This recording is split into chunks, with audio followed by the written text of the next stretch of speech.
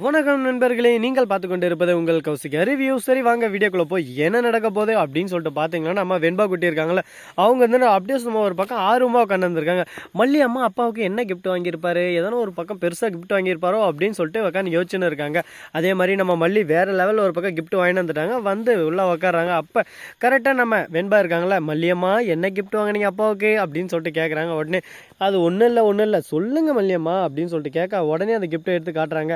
ஐ மோதிரம், அப்பாவுக்கு மோதிரமா அப்படின்னு சொல்லிட்டு கேட்க, ஆமாம் அப்பாவுக்கு மோதிரம் தான், அப்பாவுக்கு மோதிரம்னா ரொம்ப பிடிக்கும்ல, அதனால தான் மோதிரம் வாங்கினேன் அப்படின்னு சொல்லிட்டு சொல்கிறாங்க. இதை கேட்டதான், ஓஹோ சரி சரி, அப்பாவுக்கு கண்டிப்பாக பிடிக்கும், இது எனக்கே பிடிச்சிச்சு அப்பாவுக்கு பிடிக்க போகுமா, எனக்கு பிடிச்ச எல்லாமே அப்பாவுக்கு பிடிக்கும், என்ன எனக்கு பிடிச்ச உங்களை மட்டும்தான் இன்னும் அப்பாவுக்கு பிடிக்கல, மற்றபடி எல்லாமே அவருக்கு பிடிக்கும் அப்படின்னு சொல்லிட்டு சொல்லியிருக்காங்க. இதை கேட்டதும் ஒரு பக்கம் நமக்கே சென்டிமெண்ட்டாக ஒரு பக்கம் ஃபீல் ஆயிடுச்சுங்க. என்னடா இது, இந்த சின்ன பொண்ணுக்குள்ளே எவ்வளோ கஷ்டம் பார்த்தீங்களா, அந்த கஷ்டத்தை பார்க்கும்போது நமக்கே ஒரு பக்கம் இப்படி ஆகிப்போச்சடா அப்படின்னு சொல்லிட்டு கஷ்டமாக தான் இருக்குது. பரவாயில்ல இருக்கட்டும், ஏன்னா வாழ்க்கையில் கஷ்டம் நஷ்டம் எல்லாமே வந்தால் மட்டும்தான் வாழ்க்கையில் டக்குன்னு முன்னேற முடியும்.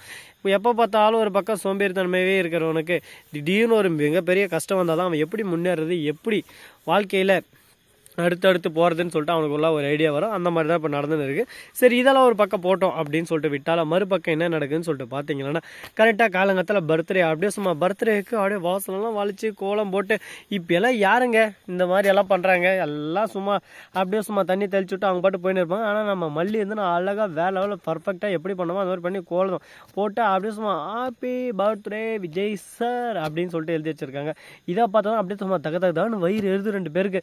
அவன் ரிங்கு வாங்கி வச்சுட்டா, அந்த ரிங்கை பார்த்துட்டு அப்படியே தம்பி அப்படியே குட்டுன்னு ஓடுவான் அவகிட்டக்கு. அப்படியே அவன் நினச்சுன்னுக்கிறான் மனசுக்குள்ளே சிரிக்குமாவே, இதுக்கு மேலே தான் அவள் இருக்கிறது, கோலமாக போட்டு வச்சுக்கிற கோலத்தை அழிக்கிறேன் எறி அப்படின்னு சொல்லிட்டு தண்ணியை எட்டுன்னு வந்து ரஞ்சிதமோ ராஜேஸ்வரியும் ரெடியாக நின்று இருக்காங்க.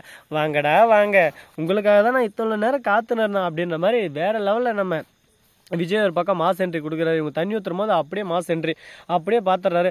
அக்கா அப்படின்னு சொல்லிட்டு கோபமாக ஒரு பக்கம் கூப்பிட, உடனே தம்பி அப்படின்னு சொல்லிட்டு அவங்க ஒரு பக்கம் எதிர்ச்சுல என்னடா நடக்குதுங்க, என்னதான் நடக்குது எனக்கு ஒன்றும் புரியலே அப்படின்னு சொல்லிட்டு நாம் ஒரு பக்கம் வியந்து பார்க்க, இதுதான் நடக்கிறதுன்னு இல்லைங்க, ஒரு பக்கம் பிரச்சனை மேலே பிரச்சனையாக போயினே இருக்குது. இந்த பிரச்சனையெல்லாம் எப்போ முடிவுக்கு கொண்டு வர போகிறாங்கன்னு சொல்லிட்டு தெரியல.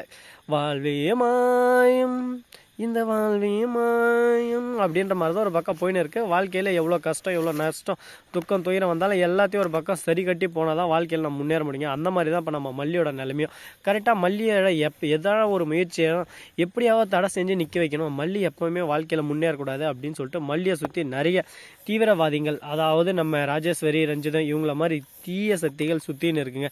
இந்த 2 தீய சக்திகளை என்ன பண்ணலாம் அப்படின்னு சொல்லிட்டு நீங்கள் மறக்காமல் கமெண்ட் செக்ஷன் சொல்லிவிட்டு போங்க.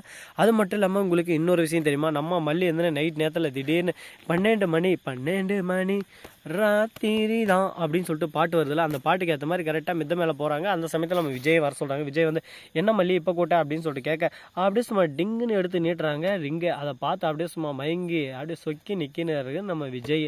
அதை பார்த்து அப்படியே கையில் வாங்குறாரு. ஒரு பக்கம் 2 பேருக்கு அப்படியே சும்மா வேறு லெவலில் ஒரு பக்கம் கனெக்ஷன் ஒர்க் அவுட் ஆகுதுங்க. இந்த டைமில் கரெக்டாக நம்ம ராஜேஸ்வரி இருக்காங்களே, கேடு கிட்டவை இவளாலாம் எவடா புள்ளியான பெத்தா, கரெக்டாக சிவராசிரியில் கரடி பூந்துருமே கரடி அந்த மாதிரி சிவராத்திரி அப்படியே வந்து இது தூந்துச்சுன்னா பார்த்துக்கோங்களேன், வந்து தூந்து ஒரு பக்கம். என்ன விஜய் என்ன பண்ணுறா அப்படி இப்படின்னு சொல்லிட்டு கேட்க, அந்த கிஃப்ட் அசாத வாங்கி வச்சுன்னு விஜய் எதுவுமே தெரியாத மாதிரி கீழே சைலண்ட்டாக ஒன்றும் இல்லைக்கா அப்படின்னு சொல்லிட்டு போக, உடனே பர்த்டே விஷ் பண்ணுறாங்க இவங்க ஒரு பக்கம்.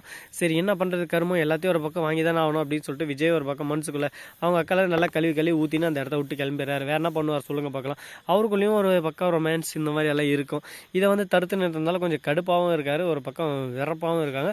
இதுக்கு மேலே என்னென்ன நடக்க போகுது, ஏதேது நடக்க போகுது அப்படின்ற விஷயத்தை கூடிய சீக்கிரம் பொறுத்திருந்து பொறுமையாக பார்த்தா தான் தெரிய போகுது. அது மட்டும் இல்லாமல் உங்களுக்கு இன்னொரு விஷயம் சொல்ல போகிறேங்க.